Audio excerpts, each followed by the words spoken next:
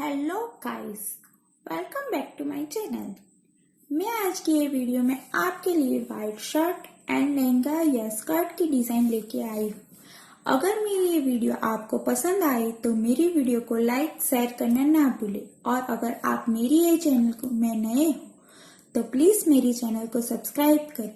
Friends, वैसे तो आप वाइट शर्ट किसी पे भी पहन सकते हो, पर आप अगर कंफ्यूज हो तो आप इस वीडियो से आइडिया ले सकते हो। मैं आज आपके लिए बहुत सारे ब्यूटीफुल आइडिया लेके आई हूँ। मैं आज व्हाइट शर्ट के नीचे हैवी लहंगा की नई और डिफरेंट डिजाइन लेके आई हूँ।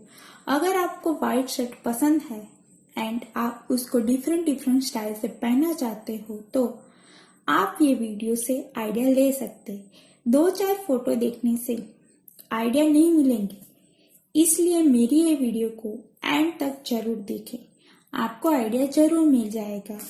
आप व्हाइट शर्ट के नीचे हैवी लहंगा बना के पहन सकते हो। आप व्हाइट शर्ट के नीचे प्रिंटेड लहंगा या लॉन्ग स्कर्ट पहन सकते हो, या फिर आप व्हाइट शर्ट के नीचे प्लेन स्कर्ट या लहंगा भी करवा सकते हो।